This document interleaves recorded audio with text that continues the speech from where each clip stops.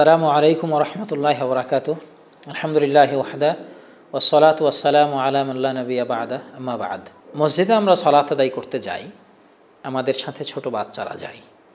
ছোট বাচ্চারা তো বাচ্চাই, তাদের বাচ্চামি, তাদের দুষ্টমি যেমন বাড়িতে থাকে তেমন মসজিদে গিয়েও থাকবে।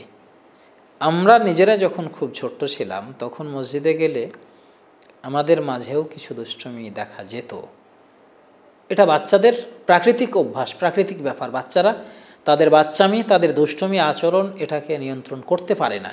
যদি নিয়ন্ত্রণ করতে পারতো তাহলে বাচ্চারা বাচ্চা থাকতো না, তারা ম্যাচিওর হয়ে যেত। তো এ কারণে যখন মসজিদে বাচ্চারা প্রবেশ করবে তখন তাদেরকে ধমকানো থেকে বিরত থাকুন, বাচ্চাদের সাথে কর্কশ রূঢ় আচরণ করা থেকে বিরত থাকুন, বাচ্চাদের বাচ্চামি করার সুযোগ দিন, বাচ্চাদেরকে ধমকিয়ে মসজিদ থেকে বের করে দেওয়ার চেষ্টা থেকে বিরত থাকুন। কিন্তু আমাদের দেশে এমনটা ঘটে, অহরহই ঘটে।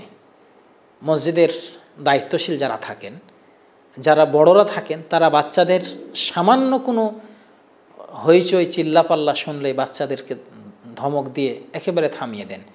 বাচ্চাটা এতটাই ভয় পেয়ে যায় যে পরবর্তীতে মসজিদে আসতেই সে আতঙ্কিত হয়ে পড়ে। কিন্তু এই আচরণের বিপরীতে আমরা নবী সাল্লাল্লাহু আলাইহি সাল্লামের আচরণের দিকে যদি লক্ষ্য করি তাহলে কি দেখতে পাই?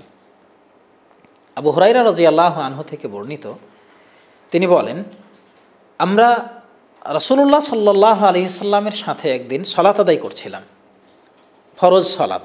রাসূল সাল্লাল্লাহু আলাইহি সাল্লাম ইমামতি করছেন, আমরা তার পিছনে মুসল্লি।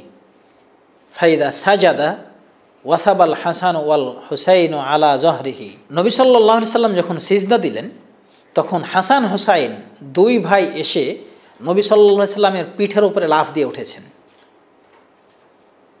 যখন তিনি সিজদা থেকে উঠছিলেন তখন পিছন দিকে হাত বাড়িয়ে দুই ভাইকে আস্তে করে ধরে সাইডে রেখে দিলেন। আবার যখন সিজদায় গেলেন আবার তারা দুই ভাই পিঠের উপরে লাফ দিয়ে উঠেছেন। যখন আবার সিজদা থেকে উঠলেন, ওঠার সময় দুই ভাইকে আস্তে করে ধরে দুই পাশে রেখে দিলেন। এটা ছিল রাসূলুল্লাহ সাল্লাল্লাহু আলাইহি সাল্লামের আচরণ। তারপরের ঘটনা শুনুন। সালাত শেষ হলো, রাসূলুল্লাহ সাল্লাল্লাহু আলাইহি সাল্লাম তাদেরকে একটি বারের জন্য বললেন না যে তোমাদের এইভাবে আমার পিঠে ওঠা ঠিক হয়নি, উচিত হয়নি, আমি সালাত আদায় করতেছি, আমি ইমাম, সবার ইমামতি করছি, আমার পিঠে কেন উঠেছো, এটা উঠতে হয় না। এই উপদেশ বাণীটুকুও তিনি দেননি। কেন দেননি? কারণটা হলো ছোট বাচ্চা, তাদের মধ্যে বাচ্চামি থাকবে।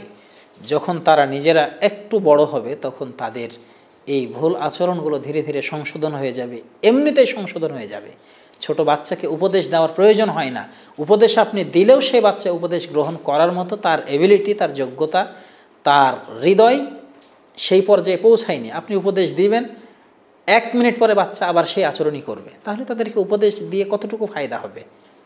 তো এজন্য ছোট বাচ্চাদের দুষ্টমির ক্ষেত্রে বিরত থাকুন। তো বলছিলাম, রাসূলুল্লাহ সাল্লাল্লাহু আলাইহি সাল্লাম সালাম ফিরানোর পরে দুই বাচ্চাকে দুই উরুর উপরে রাখলেন।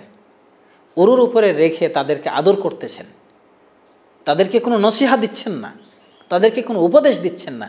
আমরা তো আমাদের সমাজে বাচ্চাদেরকে নিয়ে গেলে বাচ্চাদের দুষ্টমি দেখে মসজিদ কমিটির লোকজন কি বলবে, দায়িত্বশীলেরা কি বলবে, কে চিল্লাপাল্লা করবে, এই ভয়ে ছোট বাচ্চাদেরকে আমরা নিজেরা চোখ রাঙাই, তাদেরকে কানে কানে কিছু বলার চেষ্টা করি। কেন? কারণ বাচ্চা ভয় পাওয়ার জায়গাতে আমরা সচেতন অভিভাবকরা আমরাও সেই জায়গাতে ভয় পেয়ে যাই। এজন্য বাচ্চাদেরকে নসিহা দেওয়ার চেষ্টা করি। কিন্তু রাসূলুল্লাহ সাল্লাল্লাহু আলাইহি সাল্লাম, যিনি নিজে ইমাম, ইমামের পিঠে দুই বাচ্চা উঠতেছেন, তিনি তাদেরকে কোনো নসিহা দিচ্ছেন না। তাদের দুইজনকে তার উরুর উপরে বসালেন। তাদের দুইজনকে উরুর উপরে বসানোর পরে আবু হুরায়রা রাদিয়াল্লাহু আনহু বলতেছেন, হে আল্লাহর রাসূল, আমি তাদের দুইজনকে তার মায়ের কাছে পৌঁছে দেই, আমি তাদের দুইজনকে তাদের মায়ের কাছে পৌঁছে দেই। রাসূলুল্লাহ সাল্লাল্লাহু আলাইহি সাল্লাম বললেন, না, প্রয়োজন নেই, তারা ওখানেই থাকলো। পরবর্তীতে আকাশে বিদ্যুৎ চমকালো, তখন তিনি বললেন, তোমরা যাও, তাড়াতাড়ি তোমাদের মায়ের কাছে চলে যাও।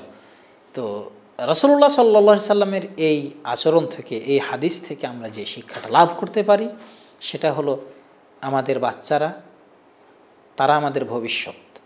তাদের সাথে আপনি সদাচরণ করলে তারা সাহস পাবে, মসজিদে আসার সাহস পাবে। যখন আপনি তার সাথে কর্কশ আচরণ করবেন, দুর্ব্যবহার করবেন, আপনাকে ভয় পাবে, তখন সেই বাচ্চাটা মসজিদে আসার সাহস হারিয়ে ফেলবে, ভয় পাবে।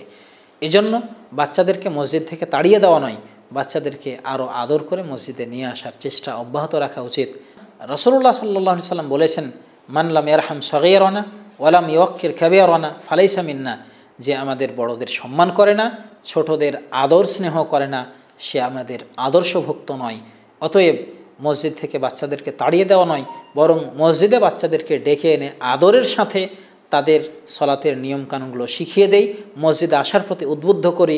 এভাবে আমরা উত্তম মুসলিম হওয়ার চেষ্টা করি। রব্বুল আলামিন আমাদের তৌফিক দান করুন। আল্লাহুম্মা আমিন। আসসালামু আলাইকুম ওয়া রাহমাতুল্লাহি ওয়া বারাকাতুহু।